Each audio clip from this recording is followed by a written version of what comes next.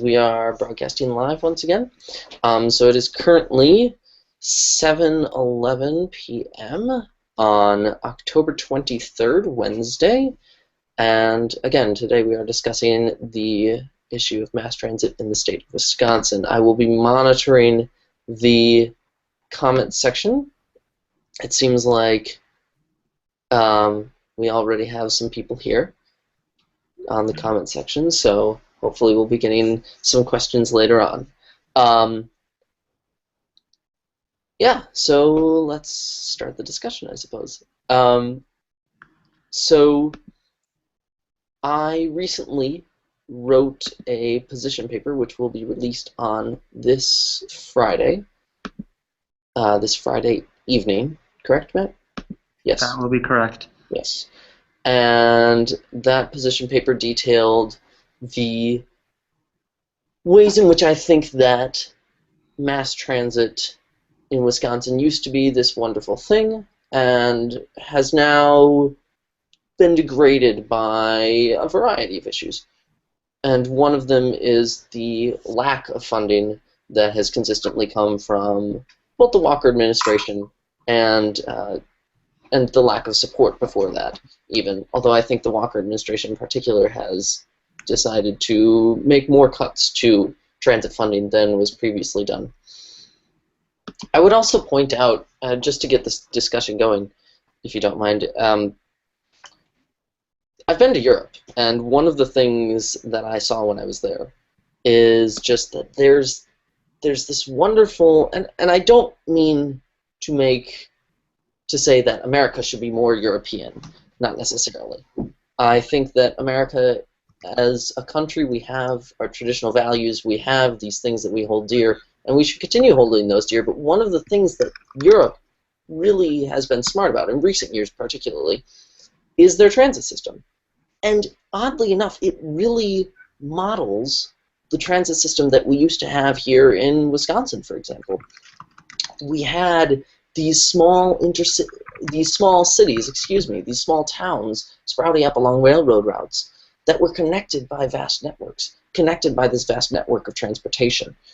And that is much similar to the system in Europe. You have cities, and within those you have light rail systems. You have lots of buses. You have plenty of public transportation. You have subways in the major cities, of course.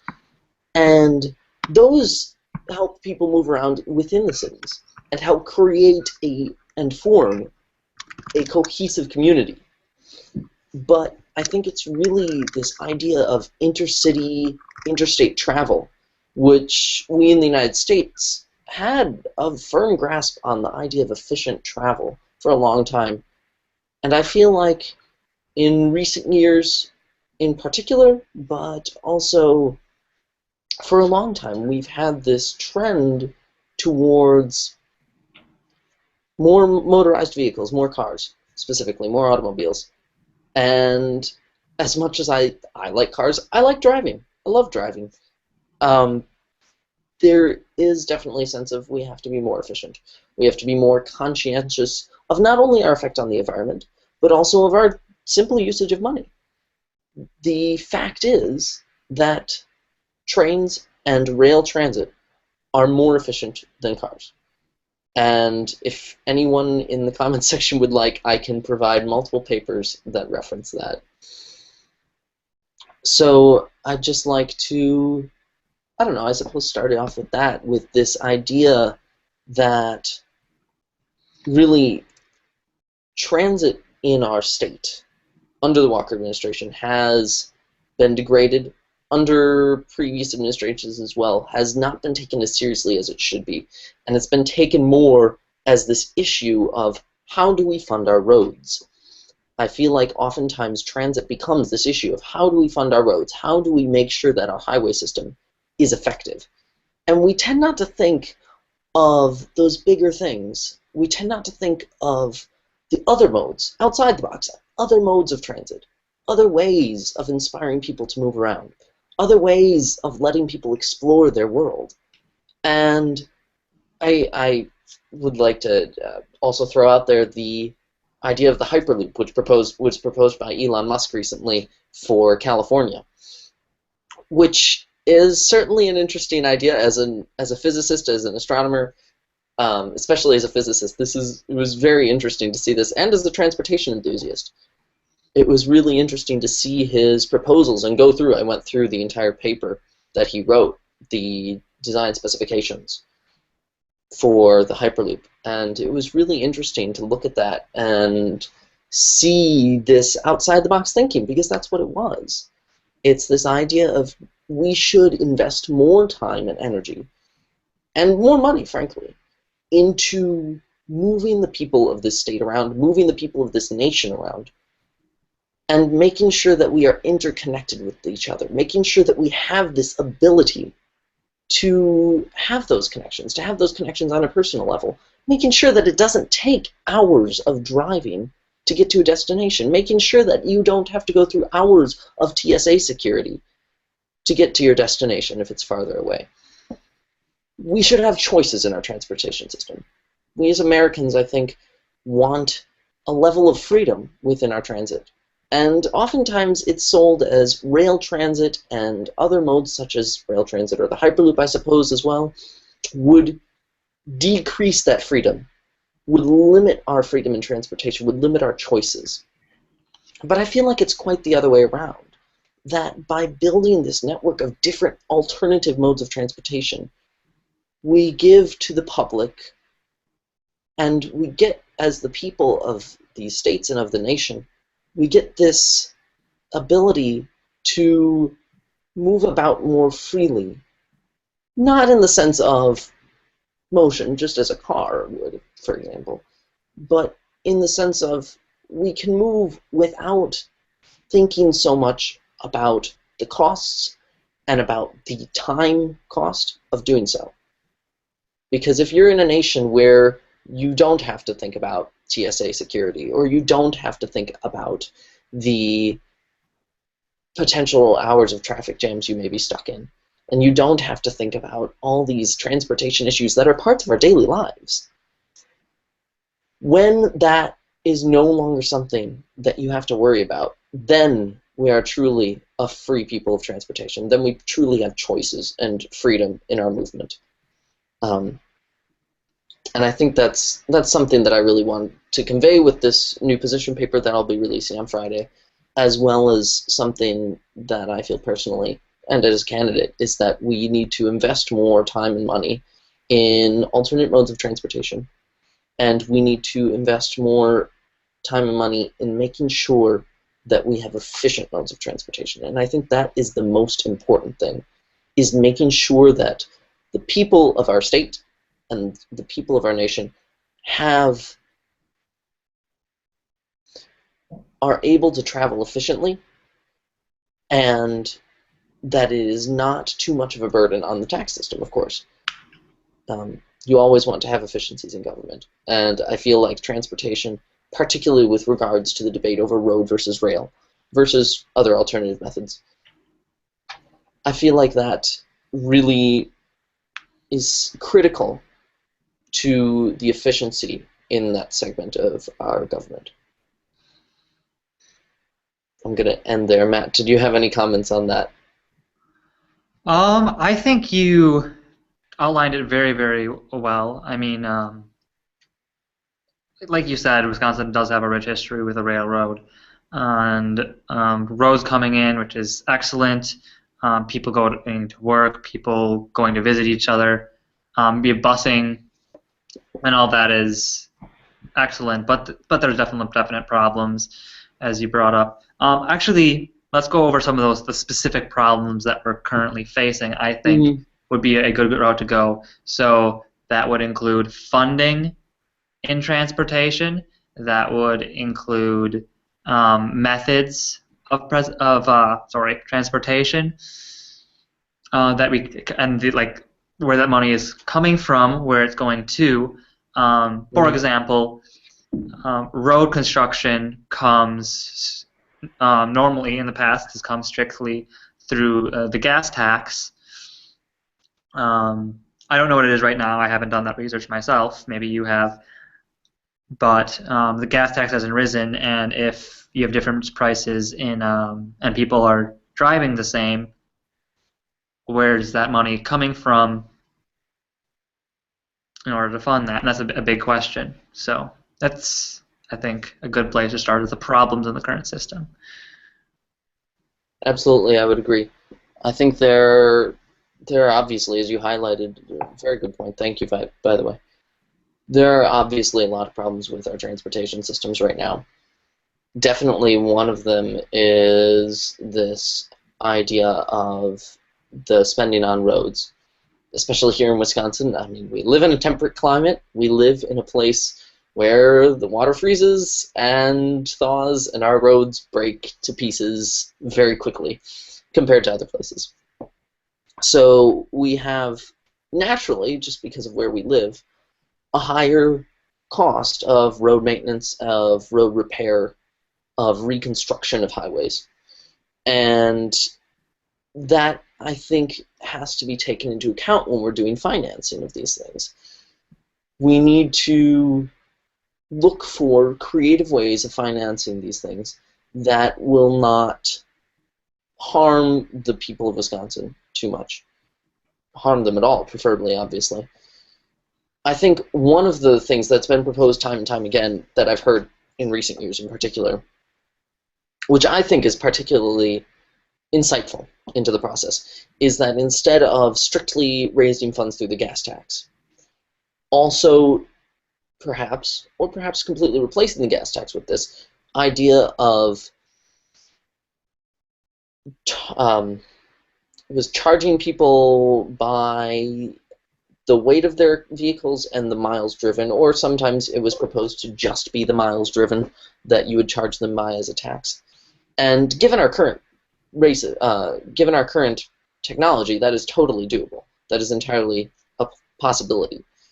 But I believe that it's a particularly effective method of doing so, of funding our roads and our highways, because it takes the burden off all of taxpayers, and it puts it more on this idea of if you drive more, you pay more for the roads. And it's not something as drastic as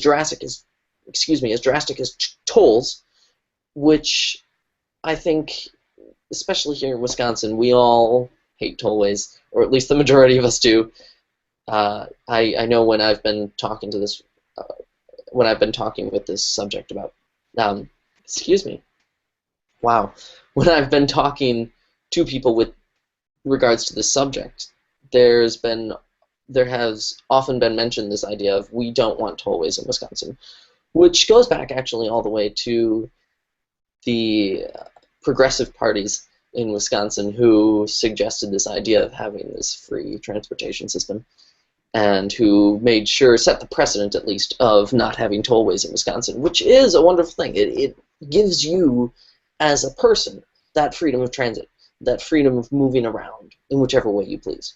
And you're not limited to the tollways or to avoiding the tollways as you do in the United States. So, to that extent, I think that a tax imposed more on the basis of mileage and on weight of the car, on that amount of wear and tear you perform on the road, would encourage efficiency, it would encourage usage of mass transit, and it would also be a very effective and fair way, I believe, of funding the cost of repairing roads and bridges. To that extent, there are already quite a few problems with how we fund transit and transportation in the state of Wisconsin. One of the things that I point out in my position paper on Friday, but also something that I've been doing some research on recently, is the disproportionate amount of funding which road transit receives over rail transit and mass transit in general. Totally understandable, completely understandable that our highways, as a larger system, it is a larger system in our state. We have a larger system of highways than rail transit, by far. And so it's completely understandable that we would have a large portion of the funds of the Department of Transportation going towards that.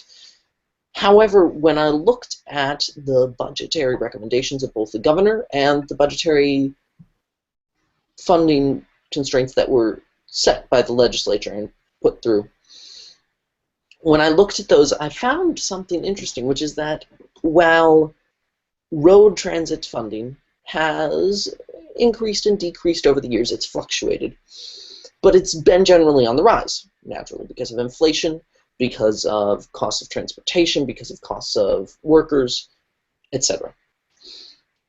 So those things would naturally be on the rise. And so has the budget of the mass transit in general. However, there is one data point that stands out of that trend, which is the most recent budget, which is the 2013-2015 biennial budget proposed by Scott Walker, which specifically has a reduction in the mass transit budget for the Department of Transportation. And when I saw that, I found that particularly frightening to a certain extent, and definitely odd. It seemed to me to have this sense of ideology to a certain extent, because there had been, for so many years, there had been this trend of increasing the funding for the entire Department of Transportation across the board, for mass transit and for road transit. And just the fact that this new governor, Mr. Walker, had cut the mass transit funding for this budget seems a little odd in light of that. And so I looked more into it, and sure enough, there had been a total increase in the budgetary funding for the Department of Transportation, and the majority of that was carried by the roads.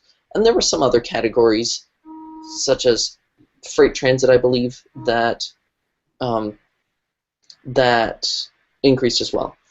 But the mass transit, and yes, the mass transit actually decreased, which again I found that to be odd and somewhat frightening, that as governor of Wisconsin you would take a look at this and see this trend line that's been set, see this precedent of increasing that budget that's been set solely by the process of inflation, solely by this natural process that's already occurring, which we need to compensate for. And taking a look at that in the time, in this era, especially, when so many cities and so many states, so many places across the nation are embracing this idea of mass transit as something that's efficient and effective. And so then to have a governor who goes in and decreases that budget when it's been on the increase for at least 10 years is rather horrifying, I think. And I don't mean to personally attack Mr. Walker. He is certainly a polite man, as I've said before. But I really feel that that is a poor budgetary decision, because it reflects a change from a trend which has had no negative effects. And I don't mean to say necessarily if it's not broken, don't fix it, because you should always take a look at every budgetary aspect and say, is this working effectively, and see if you can reformulate it. However, this is a time in our nation when more and more states are finding it more and more effective to use mass transit over road transit, to start funding those mass transit options more. And again, to have that as a decrease is frightening. So I really feel that the mass transit budget, A, should be increased, and B, we should take a look at our road transit funding and our mass transit funding as well, and say, where are the most effective areas where this money is being spent? Where can we create more efficiencies? Where can we cut down on some spending? For example, the interchange projects on the highways all over Milwaukee. Some of them were certainly necessary. Some of them were necessary. I've driven over those interchanges, and some of them were falling apart. Some parts of them were falling apart. And so I'll concede that there were certainly parts of that project that were necessary. However, there was one part in particular where I was quite amused, I guess you could say amused, by there's one section of the highway where they added another lane that was wholly unnecessary. People drive down this section and it's completely free unless there's an accident or something like that.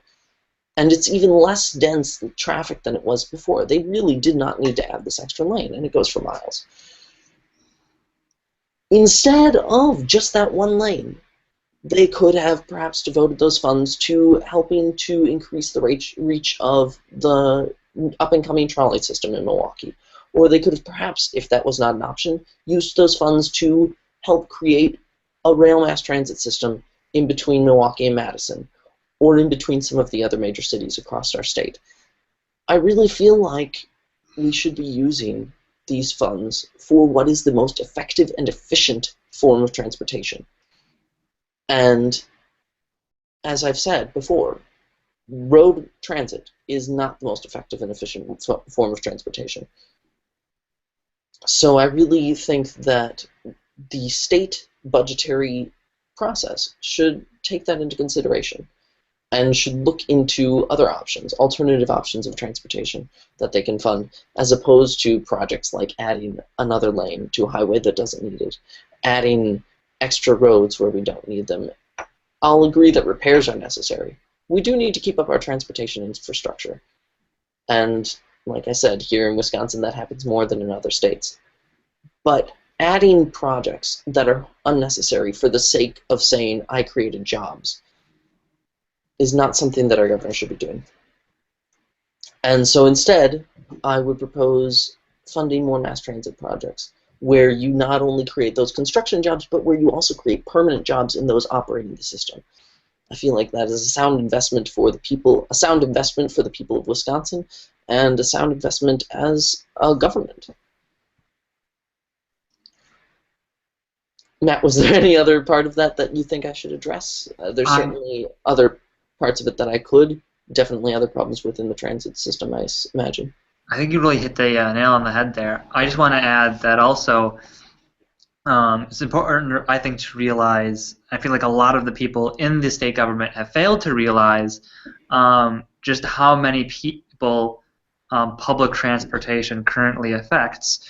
You have families, you have students, you have the elderly, you have people going to the jobs in the cities, far distances between cities, and they regularly use mass transit systems, public transportation, for their jobs, and ultimately it's things like that that it's not that aren't, like, for some people it might be a public service, like the elderly, and I think we should continue doing it for those reasons, because they have served our state for so long. But also there's economic reasons beyond jobs, is just people going to jobs and have access to that transportation regularly and efficiently means a lot for those people, for their families, and by proxy, more for the state in general. Absolutely. And I'd like to point out that we have actually our first comment question. Oh, excellent. So the question is, I live in the countryside. How does mass transit benefit me when I go into the rural areas of Wisconsin? I can never say that word correctly. Rural. Yeah, rural? Rural areas of Wisconsin. That's an excellent question. I mean, mass transit is much heavier in the cities. Yes. So why should somebody who lives in the countryside, in rural areas of Wisconsin, care about mass transit? Why should they worry about it? Why should they want their tax dollars going into it? A wonderful question. If I may, I think that if someone who lives in the countryside, it's an interesting question. I wasn't prepared to answer that one. I'll be frank. That's excellent, though, because I mean. No, it's good. It's good to have spontaneous questions. It's good to have things that I'm not prepared for. That's how you test my mettle as a candidate, I suppose. So, to answer that, I would say that the rural areas of Wisconsin, despite the fact that there isn't this mass transit need there, despite the fact that mass transit isn't prevalent there is still a need for interconnectedness between cities. And so even if you live in a rural area of Wisconsin, you do need to go down to major cities.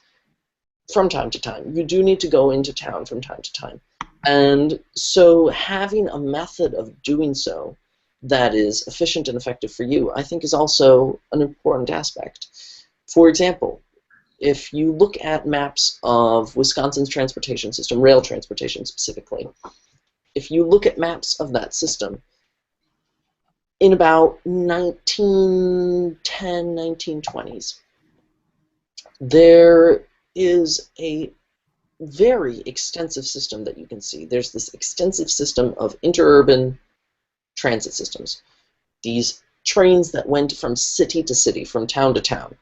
And it was an extremely effective system, not only because of the network it created, but also because it gave people who live in the countryside the ability to go to these cities whenever they wished. You could go into town and watch a movie at the cinema and come back in time for dinner. There was no problem with that. And so I really think that by investing in intercity transit, by investing in transportation that works for the masses, mass transit, we can help to bring this idea of intercity connectedness back. I feel like it unites us as a state. It helps us to have an easier time visiting each other. It makes sure that you can go from city to city. And I really feel like there's definitely another thing that you should always take into account. And that is quite simply jobs. And I feel like that's another reason that someone in the rural areas of Wisconsin would want transit, mass transit, to be invested in, because it's a good investment. Not just because on a personal level they might be able to come into the town, although that's definitely part of it as well. There is this issue of we need jobs in this state. We need jobs all over this nation, but we definitely need jobs in this state. And so having a transit system, having a transportation system that not only is effective and efficient for the environment, for the transit system, for the people who use it, but also effective and efficient for the government, for the state, financially. Having that is an important investment. Having that is something that I feel all the people across the entire state can get behind. We like the freedom of transportation that mass transit can offer us, but we also need to think about the financial well-being of our state. And having a transit system that's based in mass transit is an extremely effective way of doing so, an extremely effective way of caring for our state's financial situation, of making that long-term investment in the vitality of our state's jobs economy. And I really feel that not only do I feel this, but I've seen this on a personal level. I've seen this in cities like Portland, in cities like Seattle, places that I've been, where there is cities like Phoenix as well, where there's been this influx of financial backing for local transit systems, for transit systems between cities and between parts of cities, light rail, for example. These cities have built these systems, and since then, not only has there been a greater sense of community, not only has there been this influx of tourism, and I would dare say that there has been a sense of appreciation of the transit system by the people of the state, from what I've heard at least. But I feel that there has also been this rise in jobs, in productivity, in the economic situation of those parts of the state that those transit systems connect to.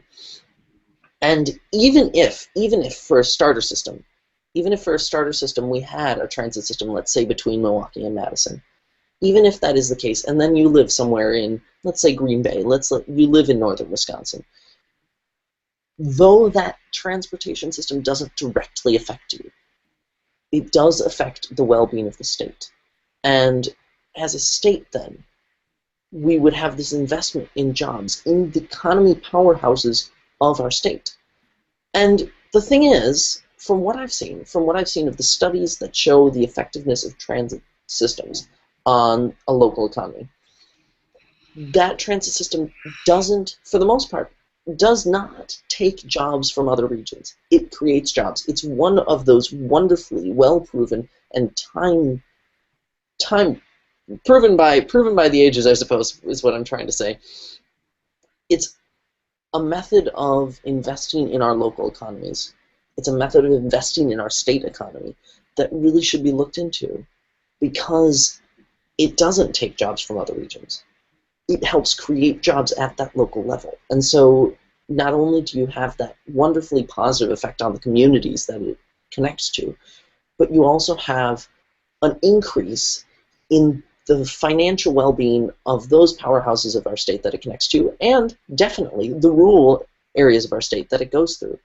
If, for example, you had a stop in a small town in between Madison and Milwaukee, for example, if we're going with this hypothetical rail line, if you had a stop in a small town there, then that would be a place, a junction, whereby that town could then help bring business into the city and also help to facilitate the creation of entrepreneurial businesses on that local level, because you would have a connection to the rest of the shipping industry. For example, if there were an industry, someone in that small town who wanted to start a manufacturing business and had the money to do so and the ability to do so and had the wits about him to do so, but had not had that connection and had not wanted it to start in that small town, had thought, for example, that business owner would think, well, I should probably move my business to a bigger town where I have more access to shipping, where the costs of shipping goods and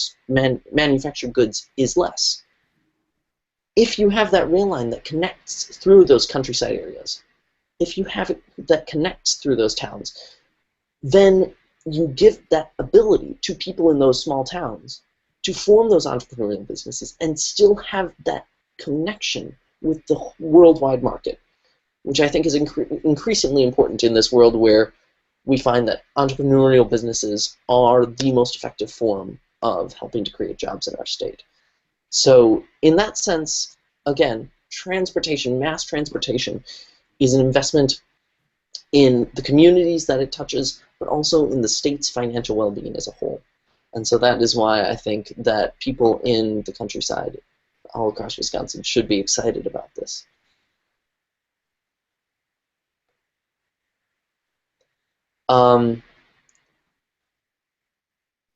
So that's where I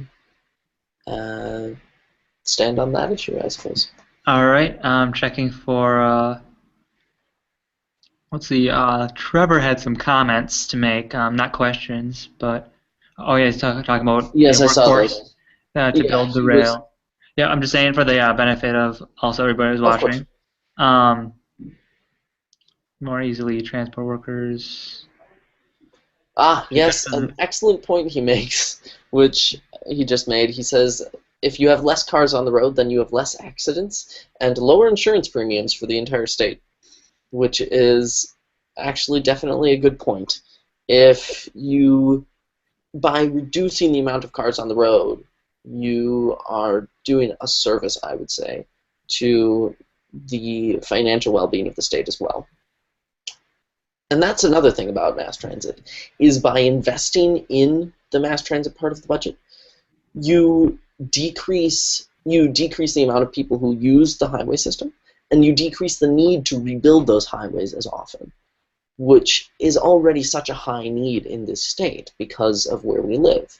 So if we can do something as a state to decrease the amount of money that we need to spend on fixing our roads, then I feel that without obviously compromising the structural integrity of our transportation system, that is out of the question.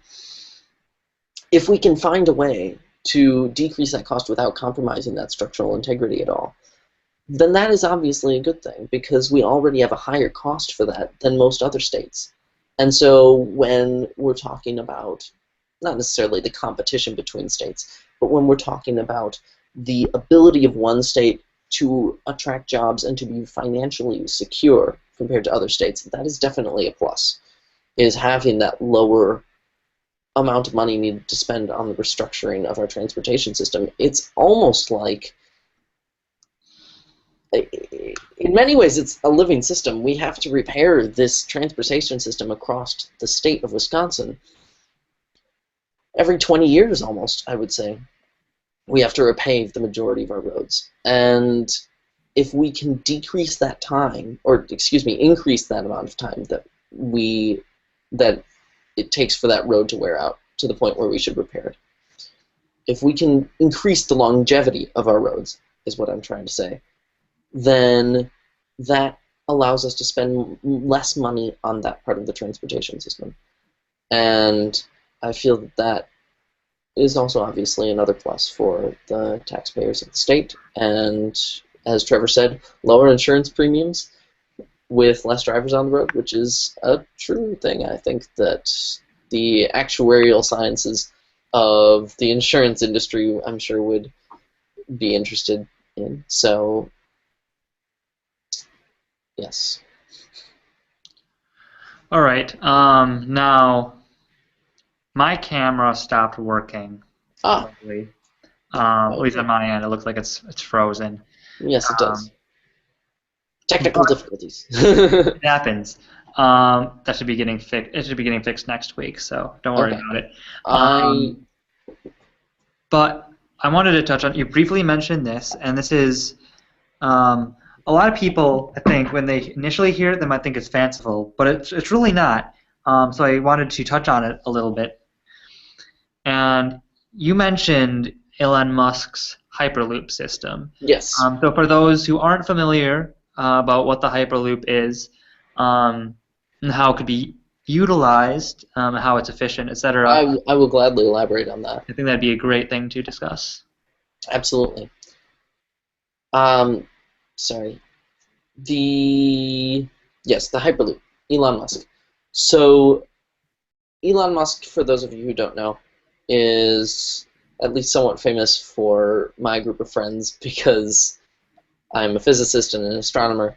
So, with regards to his founding of SpaceX, he's very well known among my group of friends. But nonetheless, Elon Musk is a wealthy man in America who made his money developing PayPal. For those of you who haven't heard of that, it's a system which helps you purchase things online. And Elon Musk then went on to found the companies Tesla, SpaceX. Is it just Tesla and SpaceX right I now? think After Tesla he and bought? SpaceX are the two he founded, and Okay. then but he's Yeah, he also was. purchased other companies and leased Yes. companies. Yes, he has. One of the things that he addressed recently is he released to the public open source designs of an alternative transportation system he called the Hyperloop. And what this Hyperloop was is it was a proposal of his for an alternative to the high-speed rail system that was already passing budgetary that would be built in California between San Francisco and Los Angeles. And so this was a proposed high-speed rail line that had already received funding from the federal government, and Elon Musk, at a certain point in this process, I don't believe that the high-speed rail is being built yet. Correct me if I'm wrong. You know if it's... Construction has not begun, but they're in the planning phase, and they've Yes. definitely mapped out the different areas where they're going to build it. Yes, that's the last I heard as well, so, okay. Elon Musk, at some point during this, said to the public that he believes that it was an inefficient system, that it was a system which wasted a lot of money, a lot of the taxpayers' dollars, on something that wouldn't necessarily be considered even high-speed rail by European standards, for example. And so, because of that, he decided to work on an alternative form of transportation, which he then came out with, which was the Hyperloop. And the essential idea of the Hyperloop is that you use a system of pressurized Pressurized air, basically. yes, pressurized air and railguns, essentially. So it was electromagnetic acceleration through the use of, I don't really know how to describe a railgun. Yeah, essentially what it Uh, did, he used electromagnetic mechanisms in order to provide power to the Hyperloop capsule, of which there would be many. So the idea is that somebody could just walk up to it, mm, pay what they needed to use it, which would be a very cheap price. Um, I then think he they'd said walk on, something and it like goes. It 20 was or what? did he say $10 or $20 per person? Something along those I lines. believe it was it'd be depending on location, but no more Yes. high, nothing higher than $50 if you're going in a busy Oh, area, absolutely. traveling very far. So And he described it as a combination between this electromagnetic form of accelerating the Hyperloop podules or yep, pods, and then transferring and low and pressure air. absolutely transferring So them through low pressure air. And so he essentially he came up with the concepts of this system and created open source designs with his team from SpaceX, I believe, and released those to the public. And he suggested that this be built between Los Angeles and San Francisco. And then he also suggested to the public that it would be a highly efficient system, something that they should consider building between multiple cities. And I bring it up because it's an interesting example. It's an example of someone saying, you know what, this isn't an efficient means of transportation based on the amount of money we're spending on it. And so instead of accepting that, or instead of saying we should just go back to the old version of transportation, he took that and said, okay, I'm going to create something new. I'm going to create an alternative form of transportation, something that's outside of the box. And so I believe instead of the proposed 60 billion, correct? Is it 60 billion for I don't the know. light rail? I don't know Not for the light offhand. rail, for I the know it high-speed rail. was. Yeah, I know it was in the upward It was in the billions. tens of billions, correct? Um, The but proposed then cost of the high-speed rail project. yes. Yes. But the thing Elon about Musk's Hyperloop design, I think he said 6 billion. I believe you're correct because it was roughly 10 times cheaper. Yes. Um, And so it's again one of those examples of people really thinking outside the box and unleashing their creativity. so Besides that, sorry, Matt, go ahead. yeah. Well, I was going to say it also brings up the question of well, somebody thinks well, our states needs to work on a lot of things, but isn't $6 billion a lot of money? And so there's Which it is. yes, definitely. Also keep in mind that there was originally a plan for a much more expensive speed rail in Wisconsin that was going to be paid for mostly by a federal government grant. So, Actually, I can give you the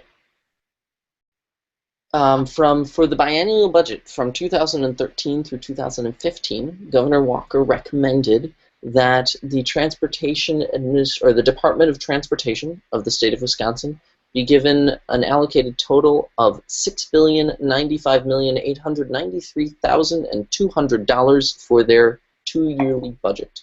So essentially, building a hyperloop between Los Angeles and San Francisco costs about the same as 2 years of the Transportation Administration. and also, I can keep in mind that would be it'd also be spread across or on across the Of entire course, the construction. cost would be spread out, and The it would be much less depending on where yeah, it were to well, be built and in Wisconsin. especially because We're not again, digging through mountains. yeah, not digging through mountains, and also because a lot of that money, assumedly, would come through a federal government grant, Yes, which means less money coming from Wisconsin taxpayers' dollars. Um, and that in particular, I know that this isn't necessarily a session on how Mr. Walker has done some unfortunate things for the state. But I'd just like to highlight the fact, which many of you already know, is that Mr. Walker, before he actually officially took office, I believe, wasn't it before? It was before he was governor elect. it might have been, yeah, I believe I believe that's so. he was He governor-elect, said but he was still he in said Milwaukee that he County. would refuse the federal grant funds for the creation of a high-speed rail system between Milwaukee and Madison, and he did. He refused them, which is weird. Especially And considering a majority of the money wasn't being paid by him; it was being paid by it the wasn't being paid by the taxpayers of the state, and it was money that was already there. So it was sold, I think, on this idea of A, he didn't want to train. Okay, understandable, I suppose. And B, there was this idea that if we turned down the federal money, that perhaps it would go to better uses, like fixing our roads, which was entirely untrue. We received 16 million of the, I don't remember the total amount of the federal grant, but it was in the billions. I believe it was just a little under 10 billion. If I may be wrong about that. Do not quote me. So he turned down the federal funds, of course, that were relating to the high-speed rail project and suggested that they be brought back into the state with regards to road rebuilding projects. However, since that money was already set aside under federal mandate specifically for rail projects, the only funds that were then taken by the state of Wisconsin, were then given to the state of Wisconsin, were the $16 million that were specifically set aside to improve the Hiawatha train service between Milwaukee and Chicago. And none of the other billions of dollars were taken. And that money was then given to other states. That chance at federal funds for high-speed rail was then given to other states, such as California, such as, I think, Illinois took a large share of it as well. Florida took a large share of it. Some other states such as those. And so these projects were then being funded by our money that we turned down when we could have a functioning and potentially efficient rail system in our state. Yeah. And I think it's definitely unfortunate that that happened, because it would not have hurt our state. It would not have hurt our state. It would not have hurt the federal government for us to take those funds. It would not have been a bad thing. And like I highlighted earlier, there are so many benefits to rail transit. There are so many benefits to mass transit in particular. This idea of moving goods and people around, having a more efficient and effective way of moving things. Excuse me. And I appear to be getting a cold. Oof, that's no fun. No, it's not. So having that efficient way of moving people around, and also having that way of connecting communities, mass transit can be an extremely effective tool for a state, financially, as well as in the Department of Transportation. And so for Scott Walker to turn down those funds, to me, was bizarre, because there was no negative effect of it. There was only positive, as far as I could see. And it just seems wrong that the governor would turn down something that would be helping our state. Certainly. Also, wanted to get a little off there talking about the Hyperloop. Yes. Also, I think it's important to bring up that also, though, unlike a lot of the current transportation systems, one of the great things about the Hyperloop is the way it's designed. After it's built, it actually takes in more money than it uses, and that includes money for repairs, money for making it function, and that's because it actually, more than just the people paying to use it, but also by the way it's powered, it actually allows. It allows the resale of solar power back onto the grid, I believe, was the Correct. competition. Because the $6 billion amount, which actually Trevor was kind enough to confirm, the $6 billion amount includes solar panels that are put all across the top of the Hyperloop system. Yes. It doesn't look bad. It actually looks pretty cool in my opinion. But it provides enough energy not only to power the Hyperloop itself, but also put it back into the grid, which then will be going into government, which means in turn that a lot of your tax dollars to the gas tax, other taxes that normally would fund mass transit don't have to be as high, and we can have a higher level of spending and lower Absolutely. taxes, and without unbalancing the budget, which isn't something that can come along very often. Absolutely. There are these few wonderful chances for government to take a stand and say, okay, we're going to do what we don't normally do and create a system that allows us to take down your tax rates, that allows us to perhaps do more with less money. And there are these technological innovations, there are these ideas that the government, even as is, could implement. For example, implementing computer technology across the entirety of our government system would not only increase transparency, but also could be extremely cost effective if done correctly. Granted, that is an entirely different subject.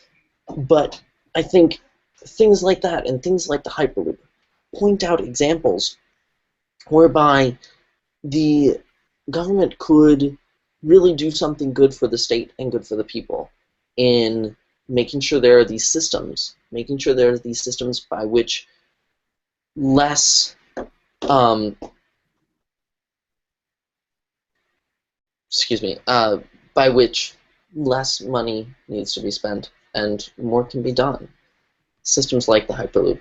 I think these ideas don't come along often, but if the government took each one of these and implemented them to the best of their ability, after reviewing them, of course, but implemented these ideas of more efficiency throughout the government, then the taxpayers would be the better off for it. We would get more services for less cost. And isn't that what we all want? Definitely. Now, of course, the clock's beginning to run, but due to our late start, I think we have a time for a bit more. Mhm. Trevor actually asked us a question, so I think we should go towards that. He asked if your plan would have state build the infrastructure and state run the infrastructure, or would it be privately done, or would it be a combination of the two? Um, so, let's So see. I guess we should start on constructing different things. How would you go about constructing it? Would the government be constructing it, or would the government hire Wisconsin companies to construct it? You know, I personally am a fan of Franklin Delano Roosevelt and of his method of the CCC, the Civilian Conservation Corps, if I'm getting the acronym right. Does that sound right, Matt? I said I believe so. Okay. Sorry, I didn't hear you. So having something like that, I would be more towards having the state take on those costs. However, I completely and wholly recognize that oftentimes a contractor or a private company that or multiple private companies competing for the bid on a specific project, for sure, can be a more cost effective and be more effective in the long run in the construction of it, because oftentimes the government isn't as good with what they do as private companies can be. And I recognize that, and that is why the government gives out so many contracts to other groups. However, I would definitely caution against saying that is true in all cases. For example, there's the City Hall in Milwaukee, where there was a private contractor that was hired to do repair work on the external facade, and then shortly after they finished the repair work, pieces of the facade were falling down on the people below, and they had to put up scaffolding that has stayed there till this day because they have yet to find a proper repair contractor who can fix the problems that were made by the first contractor. There are horror examples like that. There are examples of contracting gone wrong, such as that. But certainly, I think that's a debate that I would take to the people of the state, or a debate that I would definitely speak with multiple experts from across the state and the nation with regards to transportation funding, with regards to construction of things like this. I would probably, if it were a Hyperloop, if we were building a Hyperloop, then I would most likely be speaking with Elon Musk under such a circumstance and saying, How do you recommend this be built, and can you work with the team who's building it? So there are definitely considerations to be made such as that. Personally, again, I'm more for state construction of that because I believe that way the state can provide multiple jobs to people that might not otherwise have those jobs. Well, the contracts for other things would the contracts the contracting companies that would normally take on those kind of jobs, these kind of extraordinary circumstances, such as construction of a hyperloop, those contracting companies would not necessarily be hurt by the loss of that contract. And so, having having worked for a summer for a company that did mostly contracted work, and as an employee of such a company, I know that a company that is contracted for most of its work relies almost entirely on that, and relies to a large portion of its income on governmental contracts. However, I think that it's definitely important to consider both options with regards to the construction. And again, that's why I would most likely be consulting with multiple experts and economists and Elon Musk himself throughout the course of such planning of such a project. All right. So just to clarify, it seems like you're saying overall you would take on a combination approach And where that's for the construction again. for the construction. And a few more minutes, so I guess we'll go on second part of his We can go question. for a bit more longer if we'd like, of course. Yeah. But the second part of his question, which would also include how it's run. So he brought up how in the United Kingdom you have private companies running the trains. And I think that it's been that way in the U.S. for the most part as well. You have various train companies using the railroads. Would that be the approach you would take with the actual trains themselves, or the hyperloop itself, or would that be a government-run and government-owned endeavor? I think if it were the first one, it would be more effective to have it as a government-owned endeavor, a government-run, government-owned. However, I think what I would do as governor is create incentives and other such things to make sure that private companies have the ability and the initiative and encouragement to start up their own things like this. Or maybe I would say this section is run by the government for now, but a private company, if they build an extension to it, could connect with it or start to run this. Something along those lines. I think, again, more of a modified system, something whereby private companies can still thrive in that competitive environment. But I really feel that as something of a prototype, this would be more likely to be run by the government for at least its lifetime as a prototype, and until such time when an extension of that network came about, it would probably be remain in that state as a state-run prototype. All right. Well, I was looking through. No, we seem to have any more questions. I think we had a very, very good discussion on it. Hit on a lot of points: current problems, current administration, multiple solutions. Hit on data points. So I think that's. And if you wouldn't mind, Matt, I would very much like to finish off with a couple more comments about. Oh, of course, of course. One of the things that we need to consider always when regarding mass transit is the benefit to the people and the benefit to the economy. And those are the 2 points that we really need to think about. So, benefit to the people. I would say that there are many situations in which transit has not only, again, increased that sense of community, but has also worked as a connector between people in the inner cities and those jobs that they may not be able to get to, or people who live in the urban areas and want to commute to the urban areas for their job. It allows them to do those sort of things. And so mass transit can be a very effective tool for those who may not have the money or the ability to purchase a car, or for those who just would rather take a bus or take a train to where they're going. And to that extent, I think that mass transit can be a very effective tool for the citizens of Wisconsin, and it's something that the state should invest in. For example, there's the Hiawatha service going in between Milwaukee and Chicago right now. And I know from talking with some of my friends that, and some of my family, in fact, that the route of the Hiawatha has been increasingly busy, and the state receives a large amount of revenue from that route. It is borderline self-sufficient, that route on its own. And to have a system like that that is already up to that point and increasing in ridership almost every day is absolutely remarkable.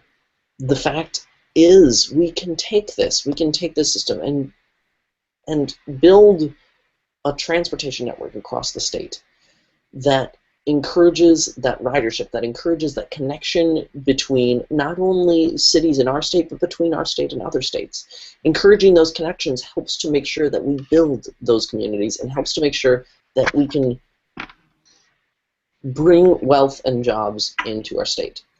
Not just from other states, but also have that creation of wealth, that spontaneous entrepreneurial spark, I suppose, along those transit lines. And again, to that extent, mass transit can be very good for us as a state, both in that community forming aspect, but also in the idea of financials, that it helps our state be on economically sound ground. So that is all I got. All right, and so we'll leave it there. It's been another excellent discussion. We ran a little bit over. We got an hour and 5 minutes in. Yeah. But it's been fantastic. We had to hit on a lot of. Well, note that the first 10 minutes were wishy. Yeah. We'll probably edit out probably the first few minutes because we was just waiting for people. But maybe. We want people to be able to jump in right where the action starts. So yes, true. In fact, I had several people talking to me over the week about watching the video from last time and saying that they had watched the first 10 minutes and then only then realized that for the first 10 minutes we weren't really discussing any of the main points. So that will most likely be done. All right. Again, yes. Sorry, continue, Matt. But I'm just closing off. So. Yep, absolutely. Thank you, everyone, for watching. Again, my name is Francis Klein, and this is Matthew Wiltius, and we'll see you again next week. Thank you very much for joining us. And if you leave any additional comments in the section below the YouTube video, we will happily look at those and respond to them during our next chat session. See you guys next week. See you guys next week.